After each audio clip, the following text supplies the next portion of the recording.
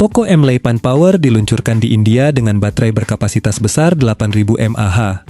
Halo Sobat GSM. Poco, anak perusahaan Xiaomi, hari ini mengumumkan smartphone barunya, Poco M8 Power, di India. Ini adalah ponsel dengan baterai besar berkapasitas 8000 mAh yang diklaim Poco mampu bertahan hingga 3 hari. Anda mungkin mengira baterai 8000 mAh akan membuat ponsel terasa berat, tetapi Poco berhasil mempertahankan desain yang sangat ramping.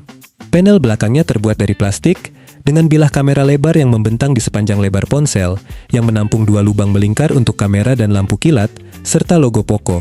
Terlepas dari kapasitas baterai yang besar, ponsel ini hanya memiliki ketebalan sedikit, di atas 8,4 mm, dan berat sekitar 220 gram.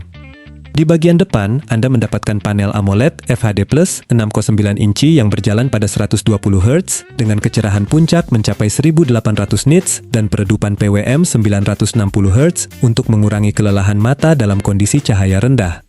Poco juga mengklaim layar tersebut mencakup rentang warna DCI-P3 penuh.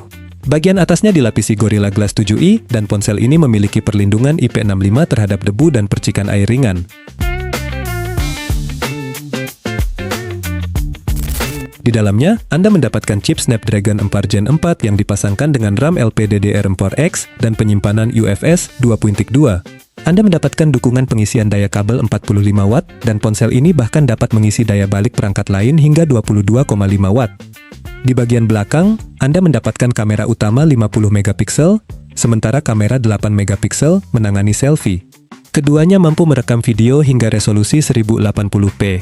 Dari segi perangkat lunak, ponsel ini menggunakan HyperOS 3 berbasis Android 16, dan Poco menjanjikan 4 tahun pembaruan OS dan 6 tahun patch keamanan. Anda juga mendapatkan ER Blaster dan alat AI seperti Circle to Search. Poco M8 Power dibanderol mulai dari Rp4,7 juta untuk varian 6GB plus 128GB, sedangkan model 8GB plus 128GB dibanderol seharga Rp5,2 juta. Penjualan dimulai pada 7 Agustus 2026, dan belum ada kabar apakah ponsel ini akan dipasarkan di luar India, termasuk di Indonesia. Kita nantikan saja.